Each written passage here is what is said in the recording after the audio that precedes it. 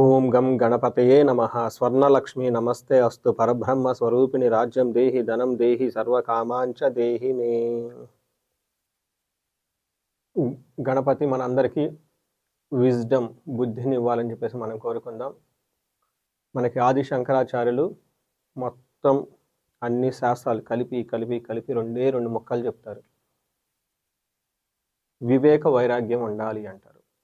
వివేకం అంటే ఏది మంచి ఏది చెడు, టయానికి ఎలా వెళ్తే మనకు సక్సెస్ఫుల్గా ఉంటాము అన్న ఒక వివేకం, ఒక విజ్డమ్ మనిషికి ఉండాలి. అలానే వైరాగ్యం కూడా చెప్పారు. అంటే ప్రతిదీ మంద కాదు, కొన్ని మనకు కానీ ఉంటాయి, అవి ఏంటో తెలుసుకొని వదిలిపెట్టడం కూడాను వైరాగ్యం అంటారు. అలా వివేక వైరాగ్యం ఉంటే ఎవరికైనా లైఫ్ అనేది అదృష్టమయం ఆనందమయంగా ఉంటుంది. గణపతి మనందరికీ శ్రీ పరాభావనామ సంవత్సరంలో అలాంటి విజ్డమ్ బుద్ధిని మనకి ఇవ్వాలని చెప్పేసి మనం కోరుకుందాం. స్వర్ణలక్ష్మి అమ్మవారు తులారాశి వాళ్ళకి బ్రహ్మ జ్ఞానం ఇవ్వాలని చెప్పేసి, బ్రహ్మతత్వాన్ని బోధించాలని చెప్పేసి, కలిగేలా ఆశీర్వదించాలని మనం కోరుకుందాం.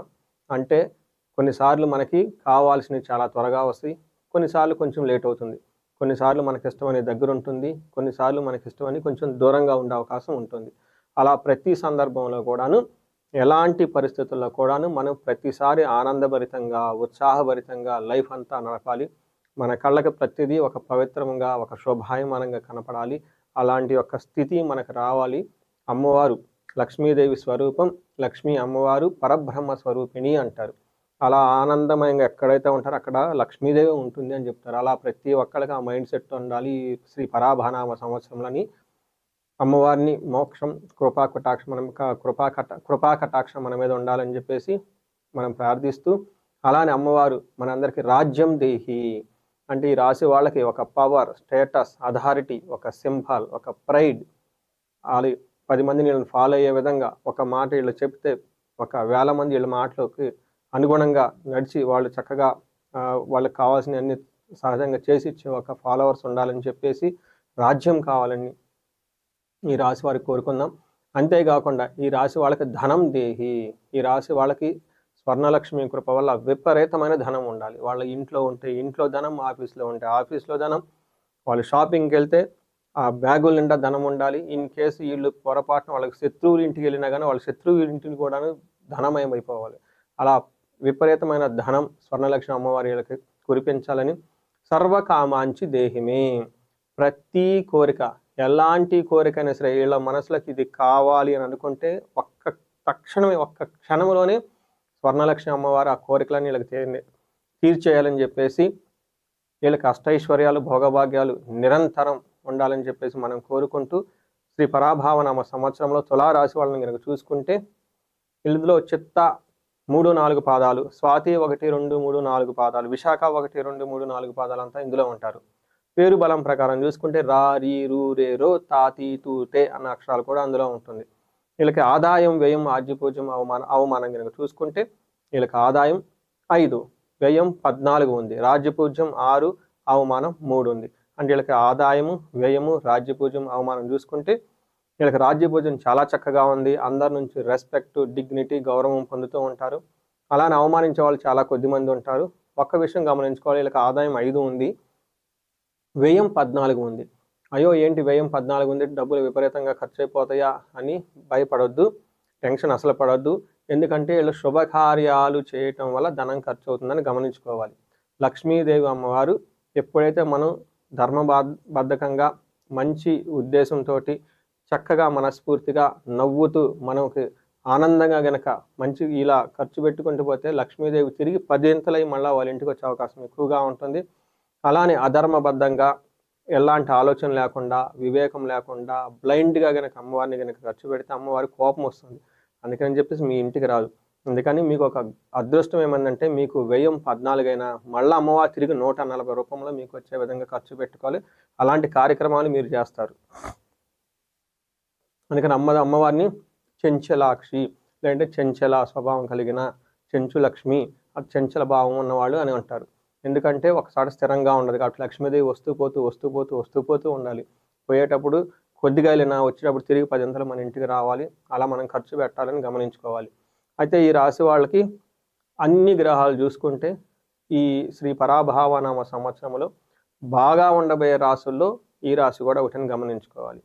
ఈ రాశి వాళ్ళు కనుక చూసుకుంటే తులారాశి వాళ్ళు, నేను శ్రీ విశ్వావసునామ సంవత్సరంలో కూడా రాశి ఫలాల గురించి చెప్పాను. అప్పుడు ఎలా ఉందో లాస్ట్ ఇయర్ కంటే ఇంకా చాలా బాగుండే అవకాశం ఈ సంవత్సరంలో వీళ్ళకి ఎక్కువగా ఉంటుంది.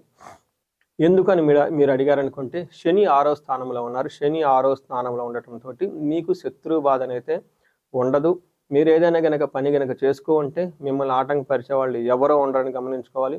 గురువు 9వ స్థానంలో ఉండటంతో మహాభాగ్య యోగం, మీకు ఆనందం, ధనం అన్నీ మీకు వచ్చే అవకాశం ఎక్కువగా ఉంటుంది. 6వ ఇంట్లో మీకు 11వ స్థానంలో కేతు ఉండటంతో అగైన్ సౌఖ్యం, కంఫర్టబుల్గా ఉంటారు.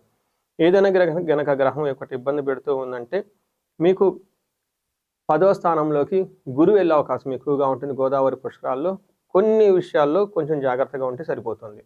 అదేంటో మనం గ్రహం వైపు చూద్దాము.